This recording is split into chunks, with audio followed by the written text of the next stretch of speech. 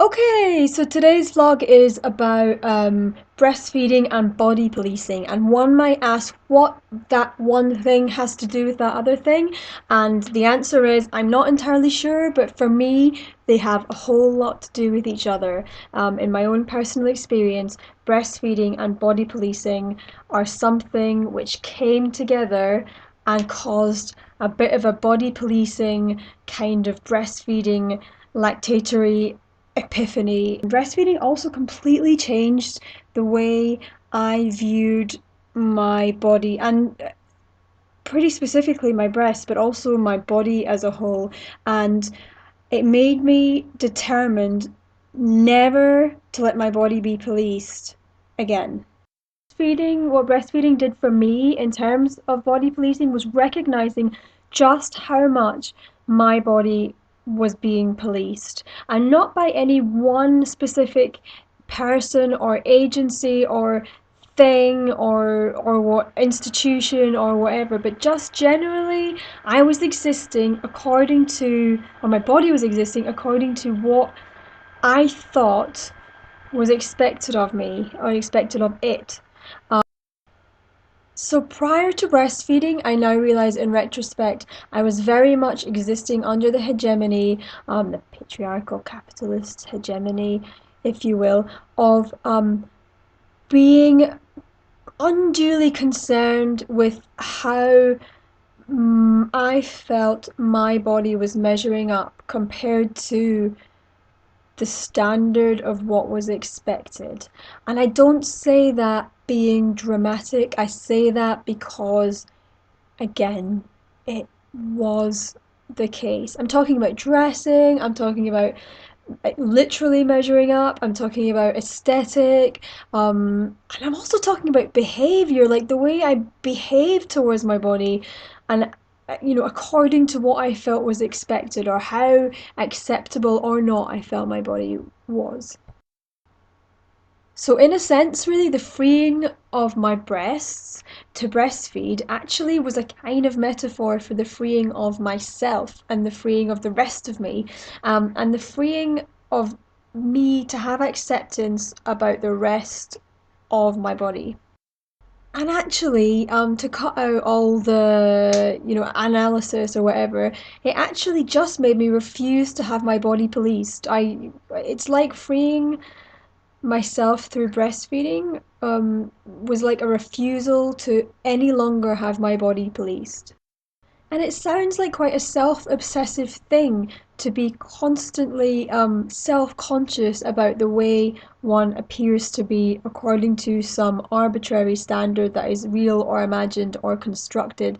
But the truth is that women are taught to be self-centered. They're educated by a global media to be self-centered, to be concerned with how they look and how they appear to others. And that, my friends, is called the male gaze, the impact of the male gaze. Some examples of other ways in which breastfeeding, other parts of my body that breastfeeding have freed up for me. My legs. My legs are absolutely covered in bruises for two reasons. One, I have unusually thin blood, which means that the minute I bump into something, well, not the minute, the second I bump into something, I end up with bruises all up and down my legs. The second reason is that I frequently bump into things because I often don't look where I'm going. I have a couple of vision problems, which I don't often talk about. And also, I'm just really, really clumsy. So I frequently bump into things, resulting in really big bruises on my legs. And as a result, I've never really let my legs just like be, like just exist in the world until today. Well, not until today, but until I started to refuse to let my body be policed.